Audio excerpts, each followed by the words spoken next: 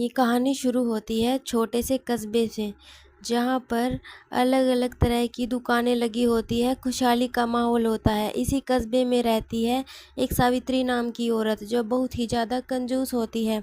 सावित्री का नाम सुन के बिजली का बिल भी डर से कम हो जाता है। उसकी एक बहू होती है जिसका नाम होता है रानी। वो ज़िंदगी में चाहती थी थोड़ा आराम, थोड़ा मज़ा। रानी एक दिन चलते हुए, माँ जी चलिए ना, आज बाहर खाना खाते हैं। तभी सावित्री बोलती है, बाहर खाना? घर में दाल है, चावल है, तो बाहर पैसे क्यों उड़ाना, चुपचाप यहीं पे बना लो दाल चावल। तो रानी का मुंह बन जाता है और उसे मजबूरी में अपनी सास की बात को मानना पड़ता है। अगले दिन जब रानी एक कमरे में बैठी हुई होती है, तो सावित्री आती है और पंखा बंद कर देती है और बोलती है, दिन में पंखा नहीं, हवा खुद आ जाएगी खिड़की से। तभी रानी पसीने से तरबतर होते हुए बोलती है, माँ जी हवा नहीं, गर्मी आ रही है खिड़की से। अगले दिन जब सावित्री सब्जी वाले से मोल भाव करती है और बोलती है, मैं 1 रुपये कम में दूंगी, तो दुकानदार हंसकर बोलता है, 1 रुपये कम में तो छिलका ही आएगा। तो सावित्री बोलती है, छिलका ही दे दो, उसमें विटामिन होते हैं।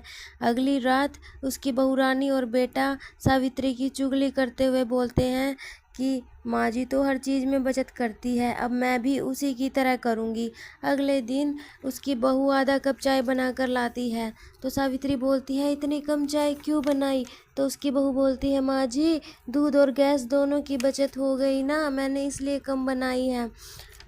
अगली रात सावित्री गुस्से में आके बोलती है, 8 बजे के बाद लाइट बंद हो जानी चाहिए। तभी अचानक मच्छर कोयल से धुआं उठना शुरू हो जाता है। सास खांसने लगती है, अरे रानी ये धुआं कहाँ से आया? रानी, बिजली तो बंद है माँ जी, अब धुएं से रोशनी देख लीजिए। तभी सावित्री का खांसते खांसते बुरा हाल हो जाता है।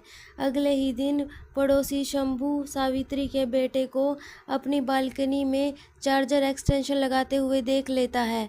तो वो सावित्री के पास गुस्से में आता है और बोलता है, तुम्हारे बेटे ने मेरे बालकनी में चार्जिंग एक्सटेंशन लगा रखा है। तभी सास बोलती है, अरे वाह, राजेश ने मेरे संस्कार नहीं छोड़े। आखिर में सास अपनी बहू को कहती है, देखो रानी, बचत करना बुरा नहीं है, पर खुशी में बचत कर मत करो। तभी रानी मुस्कुराती है और बोलती है कि माँ जी, खुशी तो आप ही हो मेरी। और ये बोलकर वो ज़ोर ज़ोर से हंसने लग जाती है। फिर दोनों आपस में बैठकर इन सब चीज़ों के बारे में गपशप करते हैं। तो इस कहानी से हमें ये शिक्षा मिलती है कि हमें इतनी ज़्यादा कंजूसी नहीं करनी चाहिए कि किसी दूसरे लोग को परेशानी हो। तो हमें हिसाब से चलना चाहिए। अगर आपको वीडियो पसंद आई तो